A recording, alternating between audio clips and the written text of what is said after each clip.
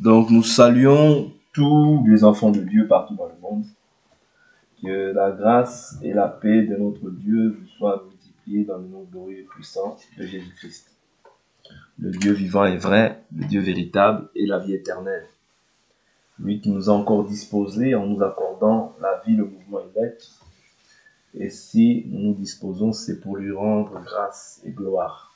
Parce qu'il mérite la gloire. Il mérite l'honneur.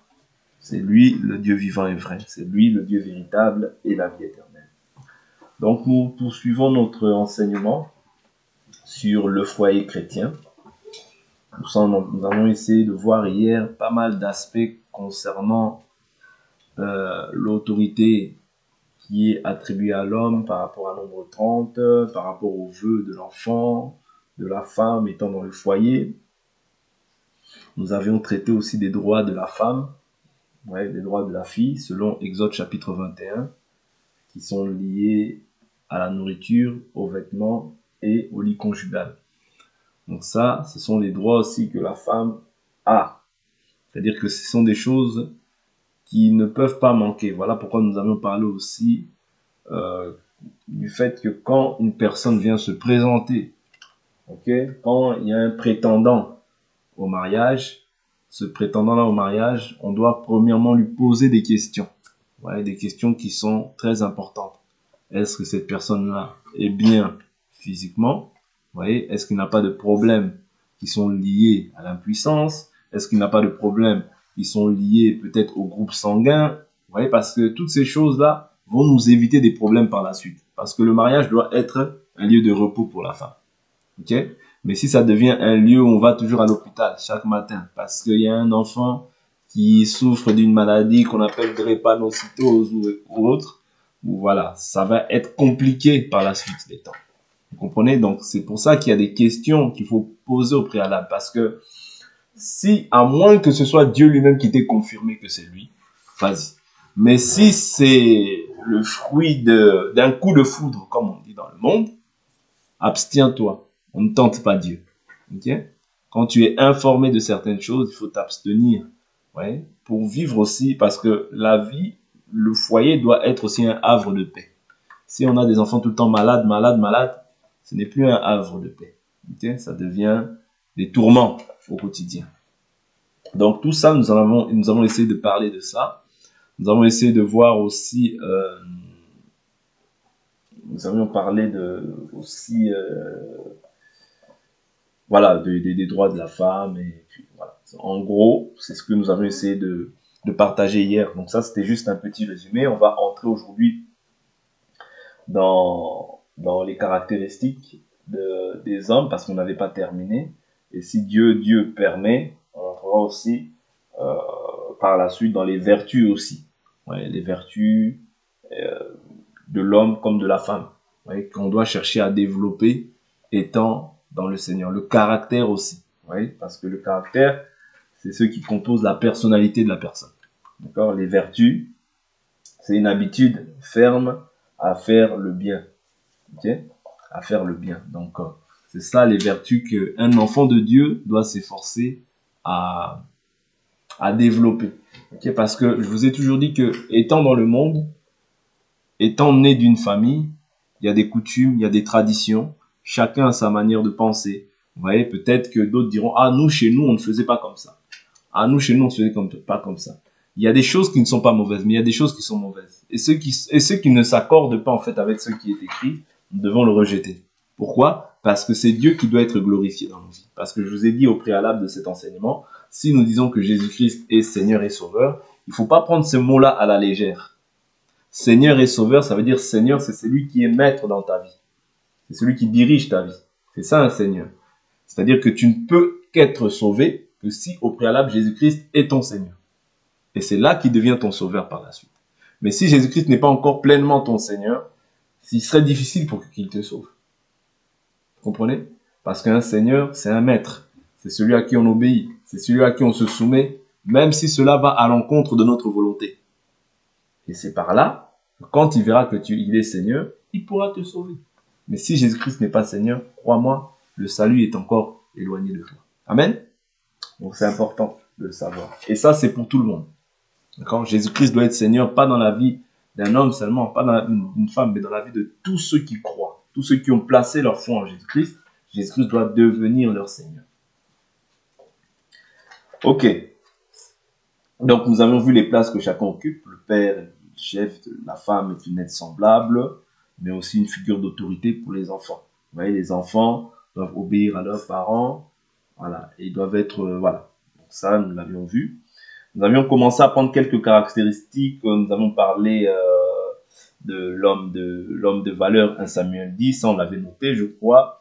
Euh, euh, On avait parlé d'homme considéré, d'homme fort et vaillant, un héros, un guerrier, parlant bien, bel homme, et l'Éternel est avec lui, 1 Samuel 16, 18.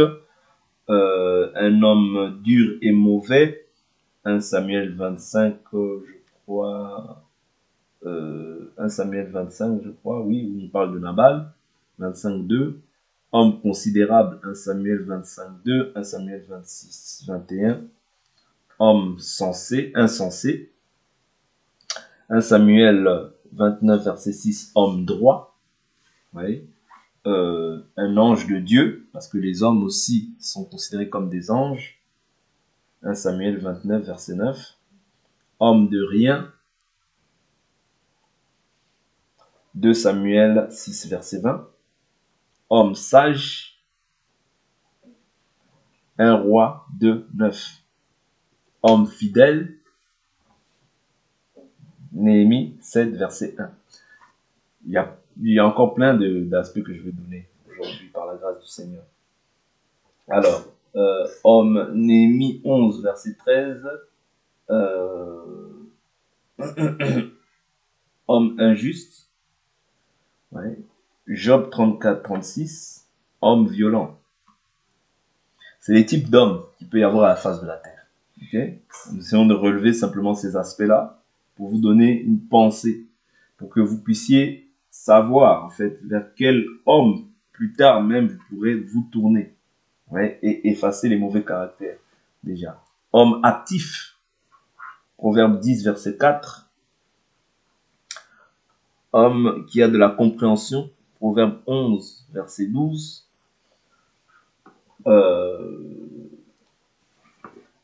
Après, donc nous avons pris l'homme, ça c'est ce que nous n'avions pas noté. Donc si vous pouvez noter, ce sera toujours quelque chose de bénéfique pour chacun d'entre vous. Donc il y a l'homme inique, Proverbe chapitre 29, verset 27. L'homme inique, Proverbe 29, verset 27. L'homme flatteur, Proverbe 29, verset 5. L'homme flatteur, Proverbe 29, verset 5. L'homme riche, Proverbe 28, verset 11. L'homme intègre, Proverbe 28, verset 10. L'homme pauvre, Proverbe 28, verset 3.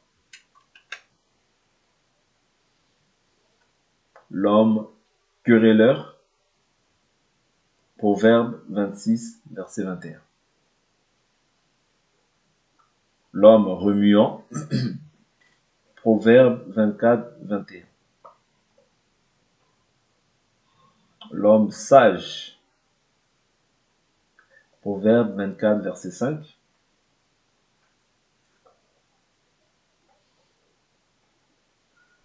Okay. L'homme dont le regard est bon, Proverbe 22, verset 9.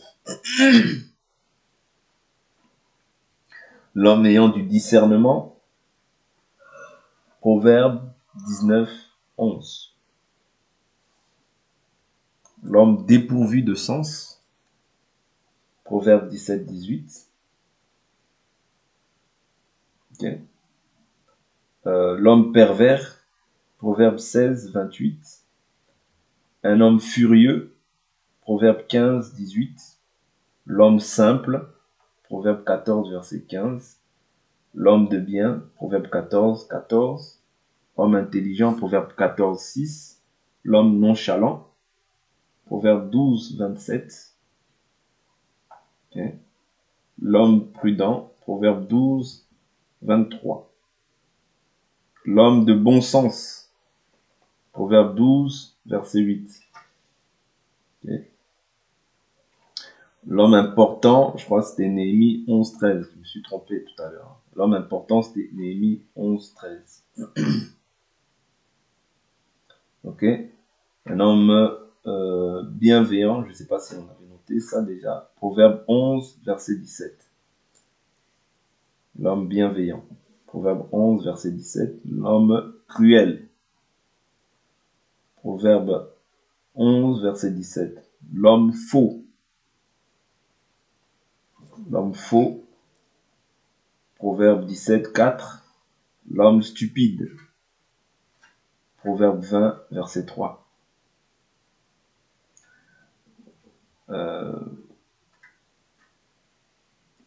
Alors,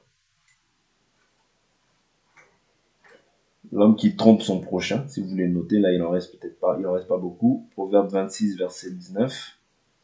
L'homme de sang. Proverbe 29, verset 10. L'homme intègre. Proverbe 29, verset 10 aussi. L'homme coléreux. Proverbe 29, verset 22. L'homme libre. 1 Pierre 2, verset 16. Un homme humble. Ecclésiaste 16, verset 8. Homme de guerre. Ésaïe 3, verset 2. Donc concernant les hommes, c'est les choses que j'ai mentionnées, que j'ai relevées, du moins dans la Bible, et qui nous permettent en fait de pouvoir comprendre les types d'hommes à qui on peut avoir affaire. Ouais, il y a des hommes coléreux, il y a des hommes de sang, il y a des hommes bons, justes. Cela en soi, c'est à nous de maintenant discerner les comportements des personnes à qui on a affaire. Tu peux facilement voir ces choses-là comment, je vous l'avais dit hier ou avant-hier, comment est-ce que Dalila, elle a compris que Samson lui avait ouvert tout son cœur? Question. Comment est-ce que Dalila avait su que Samson lui avait ouvert tout son cœur? Est-ce qu'elle lui a fait une chirurgie, elle a ouvert le cœur et elle a dit « Ah, donc là, je vois qu'il a ouvert. » Non. La Bible nous dit quoi? C'est de l'abondance du cœur que la bouche parle. C'est-à-dire le cœur, on le voit par rapport à ce qu'il y a dans la bouche, à ce qui ressort de la bouche. Ouais. Quand ta bouche est constamment à chercher le mal, on voit que ton cœur, il est disposé de cette manière. Quand tu es une personne aussi bienveillante à l'égard des autres, qui est bon à l'égard des autres, parce que en réalité, nous tous, nous devons nous efforcer à être agréables à notre prochain. Ce n'est pas que l'autre, peut-être qu'il y a des gens qui ont des dispositions, des prédispositions, mais nous devons nous efforcer à être agréables à l'autre. Nous devons nous efforcer à être bons les uns envers les autres. Voilà pourquoi l'Écriture nous dit « Soyez bons les uns envers les autres ». Vous voyez? Soyez bons les uns envers les autres. C'est très important. Soyez pas distraits. Okay? Soyez bons les uns envers les autres. Donc nous devons chercher à développer les bons caractères. Les mauvais caractères, les mettre de côté. Voilà pourquoi la Bible nous dit ne sois pas vain, n'imite pas le mal, mais imite le bien. C'est-à-dire un enfant de Dieu, c'est celui qui s'efforce à imiter le bien. Dans tout ce qu'il fait. D'imiter le bien. Même s'il est mal vu pour certains, mais toi tu fais le bien. Tu ne suis pas la foule pour pouvoir faire l'injustice. Non. Ouais, tu ne suivras, la Bible nous dit que tu ne suivras pas la foule dans tes jugements pour pouvoir pour mettre le droit de côté. Okay? Donc tu dois suivre toujours ce que la parole de Dieu dit, c'est-à-dire le bien, faire le bien en toutes circonstances. D'accord? Donc ça, c'est plus ou moins les caractéristiques, bien les types d'hommes que la Bible mentionne, dont la Bible fait mention. On va voir aussi, par la grâce du Seigneur, le type de femmes aussi, qui sont mentionnées dans la Bible. Il y a peut-être encore d'autres femmes, mais moi, ce que j'ai relevé, c'est cela. Et on verra aussi les comportements des femmes qui sont bien comportées et mal comportées dans la Bible, les comportements aussi d'hommes qui sont bien comportés et mal comportés dans la Bible, et ce que nous devons chercher à développer. Parce que ce que nous lisons, nous devons nous efforcer maintenant à le pratiquer, du moins ce qui est bon et ce qui est juste. Okay? Prenons maintenant quelques types de femmes aussi, par la grâce de Dieu, parce que j'avais dit qu'on allait aussi en parler. Donc, femme de bon sens, fort et belle, 1 Samuel 25, verset 3. Femme de bon sens, fort et belle. 1 Samuel 25, verset 3. Femme de rien. 1 Samuel 1, 14 à 16. Femme habile. 2 Samuel 20, verset 16.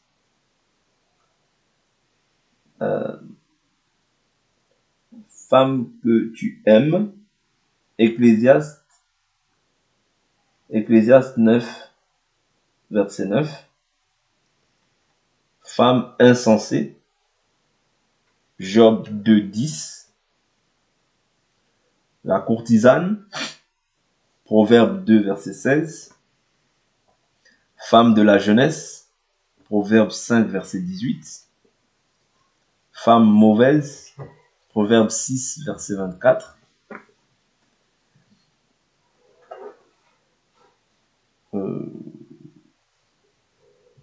Attendez, parce que je ne me suis pas trompé. Femme prostituée. Je crois que c'est Proverbe 6, 24. Hein. Je crois que je me suis trompé. Bon, c'est pas grave, vous verrez. Ou bien c'est Proverbe... Non, Proverbe 6, 26 alors. Femme mariée. Proverbe 6, 26. Femme insensée, j'ai déjà mis en haut. Mais bon, je remets. Femme insensée, bruyante, et stupide. Proverbe 9, verset 13. C'est bon, on y est? Ça va? Alors, Proverbe 9, 13. Femme qui a de la grâce.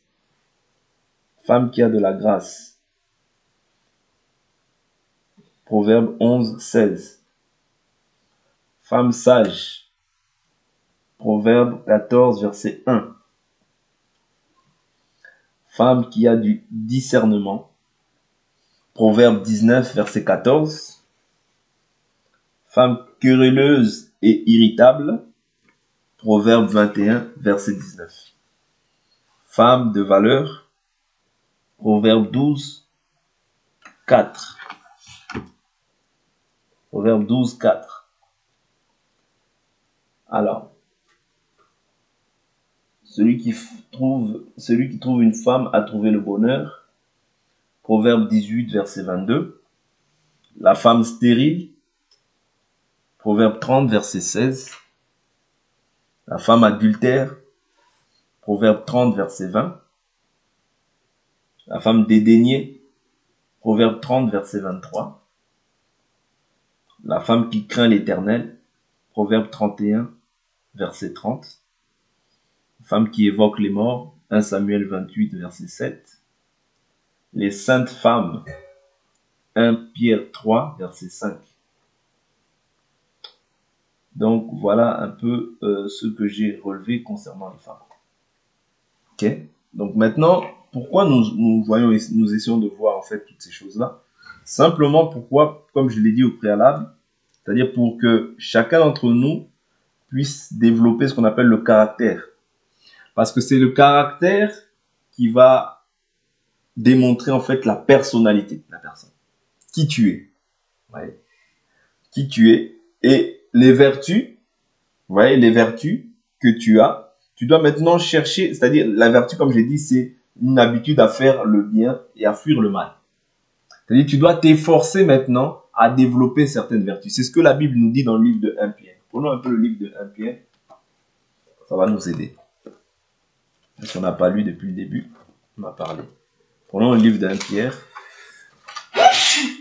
Parce qu'au-delà de tout ce qu'on a reçu, on a reçu le Saint-Esprit, on a reçu voilà, toutes ces choses. Maintenant, la Bible nous dit d'ajouter aussi à notre foi. Ouais. À notre foi, il faut ajouter certaines vertus qui vont nous permettre d'être parfaits au jour du Seigneur. Je prends 1 Pierre. 1 Pierre chapitre 1. Non, 2 Pierre chapitre 1, veuillez m'excuser, à partir du verset 5. À cause de cela, même, faites tous vos efforts pour joindre à votre foi la vertu. Ouais. À la vertu, la connaissance. À la connaissance, la maîtrise de soi. À la maîtrise de soi, la persévérance. À la persévérance, la piété. La piété, c'est l'observation des règles. À la piété, la fraternité. À la fraternité, l'amour. Vous voyez, ces choses-là, c'est des choses qu'on doit ajouter à notre foi. Ouais. Ajouter. C'est-à-dire s'efforcer, comme j'ai dit, les vertus, c'est quoi? C'est s'efforcer, c'est une habitude ferme à faire ce qui est bien et à fuir le mal. Ok? Donc, quand tu sais que cette chose-là est bien, voilà pourquoi la Bible nous dit, si quelqu'un sait faire le bien et qu'il ne le fait pas, il commet un péché. Ouais. C'est-à-dire, c'est ça que l'enfant de Dieu maintenant doit chercher à développer. Pas seulement ce qui est extérieur, mais ce qui est intérieur. Les vertus, faire le bien, être bienveillant à l'égard de son semblable, être agréable à son prochain, ouais, être agréable à sa femme. Même la femme doit être agréable à son mari. Pour qu'il y ait l'harmonie dans un foyer, il faut premièrement que ceux qui sont les responsables de ce foyer-là soient déjà en harmonie. Parce que si le couple n'est pas en harmonie et dans la paix, il serait difficile aussi que les enfants puissent être aussi dans la paix. Ouais. Parce que tout commence par la tête et ça se répand sur le corps. Vous comprenez? Donc, de la même manière que Christ a disposé l'Église comme étant un corps, lui, il est la tête. Si la tête va mal, le corps ne va pas bien. De la même manière aussi, quand la tête ne va pas bien, il serait difficile que le corps aussi aille bien. Quand je dis le corps ici, je vois en fait tous ceux qui sont dans la maison. Ouais, aille bien. C'est pourquoi il faudrait, dans un premier temps, qu'on s'efforce d'être agréable l'un envers l'autre, qu'on s'efforcer. C'est pas, il y a des choses qui ne sont pas innées chez chacun d'entre nous, parce que chacun d'entre nous, nous avons reçu des éducations. L'éducation de la famille, l'éducation scolaire, l'éducation de la rue. Mais maintenant, quand tu viens en Jésus, Jésus doit te réapprendre à vivre. Jésus doit te montrer ce qui est bon pour lui. C'est pourquoi il dit, enseignez-leur à garder mes commandements. Voici, je suis avec vous tous les jours jusqu'à la fin du monde. C'est-à-dire, on ne vient pas dans la maison de Dieu comme ça, sans pour autant être formé. Non. L'enseignement, c'est pour te donner la forme qui plaît à Dieu. Tu avais une forme, ouais, autrefois, mais maintenant que tu viens à Jésus, Jésus veut t'accorder une forme. Et sa forme, pas la tienne. Ouais. Et souvent, comme on veut faire notre volonté, eh ben, ça coince. Ça coince, ouais. Mais lorsqu'on se laisse, on s'abandonne à Jésus, Jésus fait un travail, et un travail qui est parfait dans ta vie. Parce que celui qui a commencé en nous une œuvre doit l'achever. Ok? Donc, c'est ces choses-là que nous devons nous efforcer. Et c'est ça qui va beaucoup plus parler. Parce que ce que nous sommes va beaucoup plus parler de ce que nous disons même de nous-mêmes. Vous voyez, ce que nous sommes au quotidien. La manière dont je suis. Mon caractère, mon comportement va beaucoup plus parler que les paroles. Je peux dire certaines choses, mais lorsque mon comportement est différent de ce que je dis, en fait, ça ne m'atteint pas, ça ne me touche pas. Pourquoi? Parce que c'est le comportement d'abord qui touche. Ouais, c'est le comportement. Souvenez-vous, cette femme, la pécheresse pardonnée, qu'est-ce qui s'est passé? Les autres étaient là à murmurer dans leur cœur, à la mépriser dans leur cœur. Mais Jésus, qu'est-ce qu'il dit? La pécheresse, elle est venue, elle a répandu du parfum sur ses pieds. Elle a nettoyé ses pieds avec ses cheveux. Mais qu'est-ce qu'il dit? Il dit, parce qu'elle a beaucoup aimé, ses nombreux péchés lui sont pardonnés. Vous comprenez? C'est une vertu. Ouais, c'est-à-dire l'amour, c'est une vertu. Ouais, parce qu'elle a beaucoup aimé. C'est-à-dire qu'il ne faut pas te limiter dans ton amour, des fois. Ouais, mais des fois, souvent, on se limite, on se ferme, on se ferme. Bon, ça peut être lié à tout ce qu'on a vécu, mais néanmoins, nous devons toujours faire ce qui est bien. Okay? Nous devons nous efforcer à faire ce qui est bon devant Dieu. Parce que c'est devant Dieu qu'on rendra des comptes et pas devant une personne. Ok? Au-delà du fait au-delà du fait d'avoir de travailler aussi le caractère du Christ en nous, parce que ça aussi c'est un fait.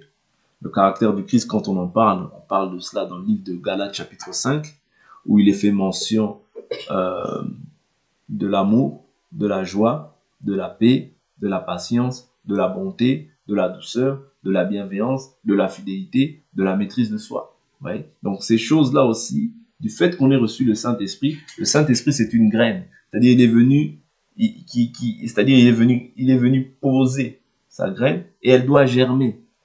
Elle doit maintenant germer. Comment? Quand on l'arrose de cette parole, Vous voyez, la Bible nous dit, la semence, quand elle est plantée, vous voyez, on ne voit pas directement le fruit. Mais néanmoins, cette parole, vous voyez, elle vient pour arroser cette semence. Elle vient arroser cette semence. Mais celui qui fait croître la semence, c'est qui? C'est Dieu lui-même. Vous voyez? Parce que Dieu n'a besoin du secours d'aucune main pour faire croître cette semence. Mais néanmoins, nous devons toujours arroser. Parce que Paul dit, j'ai posé le fondement, Apollos a arrosé, mais c'est Dieu qui fait croître. Ouais. Dieu fait croître en son temps. Mais néanmoins, nous ne devons pas nous lasser d'arroser, afin que un jour, nous puissions voir aussi ce que nous avons planté, ouais, ce que Dieu a planté dans la vie de la personne, croître. Et pour nous, ce sera un sujet d'action de grâce. D'accord? Si quand on voit une personne voilà, on voit peut-être un mari qui était méchant, mais par la suite il devient doux, on comprendra que Dieu est passé par là et il a fait un travail. De même si on voit une femme qui était mal polie, très autoritaire, tout ça, et que demain on la voit sage, on comprendra que non, Dieu est passé par là. Vous comprenez? Donc c'est ça le rôle du Seigneur, te prendre d'un état et te ramener en fait dans un autre état. À un état brut, et maintenant lui il te donne la forme qui lui plaît.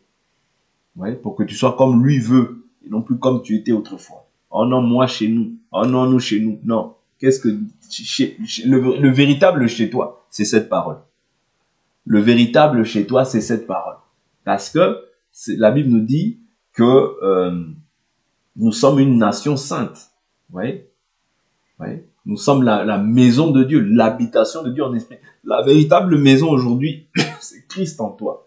Et Christ, c'est cette parole. Voilà pourquoi tout ce que tu fais, tu dois le faire sous base de la parole. Parce qu'aujourd'hui, tu es un nouveau maître. Okay? Tu es un nouveau maître. Donc, il faut chercher à développer des vertus, des bonnes vertus dans ta vie. Okay? C'est ça qui va faire que Dieu sera glorifié dans ta vie. Okay? Le mauvais comportement, c'est un enseignement. Le bon aussi, c'est un enseignement. Mais chacun d'entre nous, ouais, autant que nous sommes, nous devons nous efforcer. Ce n'est pas facile, mais c'est l'effort que chacun doit produire afin que Dieu seul soit glorifié. C'est important. Il faut que Dieu soit glorifié dans nos vies. Il est important que Dieu soit glorifié dans nos vies. Parce que c'est ce que Dieu attend, ouais, de voir le fruit. La Bible est claire, tout arbre qui ne produit pas de bons fruits sera coupé et jeté au feu.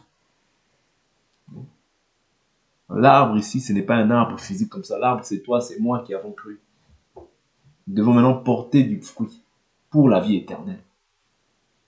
Et je vous dis toujours que Dieu n'oublie pas les actes de justice que vous posez pour son nom.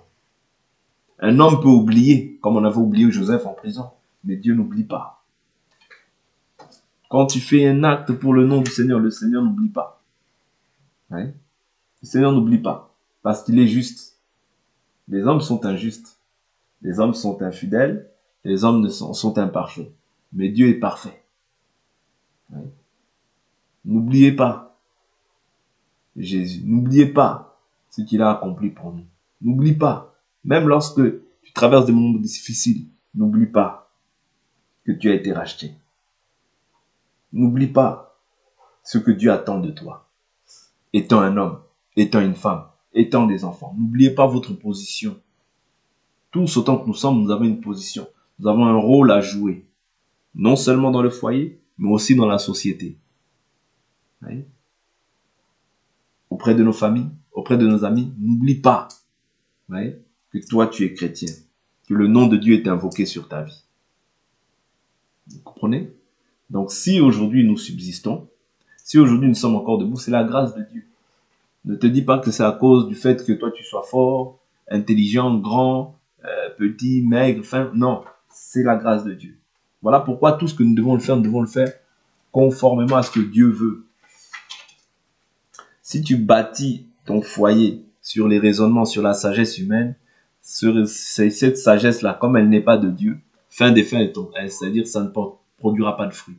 Mais si tu bâtis ta maison, ici la maison, je parle de la maison physique, sur Christ, je vous assure que l'éternel Dieu ne ment pas.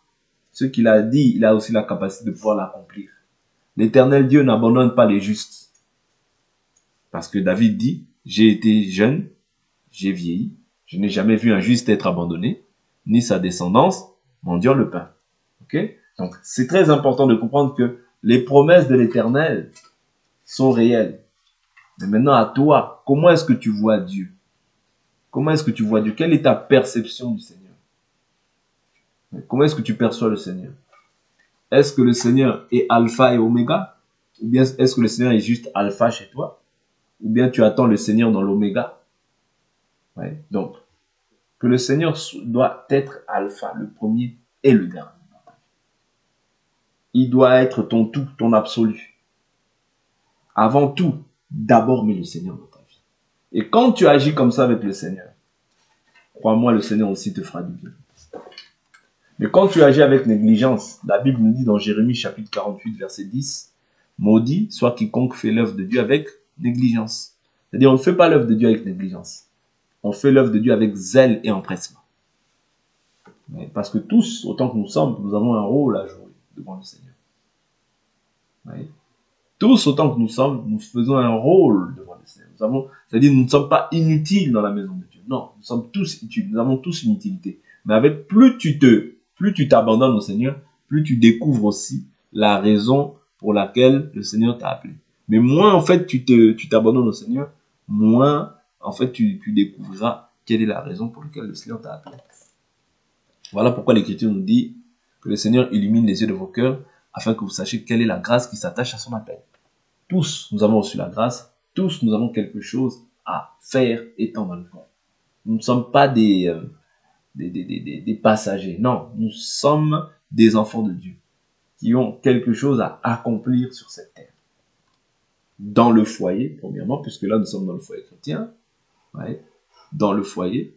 C'est-à-dire, il faudrait que, admettons que nous recevons des gens, que les gens sentent qu'ici, ils sont dans la maison des chrétiens. Il faudrait ça. Ouais. Il faut ça. Pourquoi? Parce que nous sommes maintenant tous des lumières.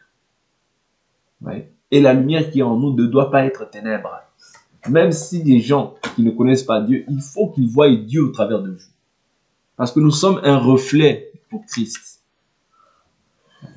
Et ça, c'est le rôle des parents. Parce que nous avons vu hier dans Deutéronome, où il dit que quand tu parleras de cette parole, quand tu iras en voyage, quand tu seras dans ta maison, quand tu colleras cette parole dans tes portes, dans tes linteaux de porte, tout ça, ouais, tout ça, c'est pourquoi? Pour que tu n'oublies pas Dieu et que Dieu est toujours, c'est-à-dire Dieu est toujours la première place dans ton cœur.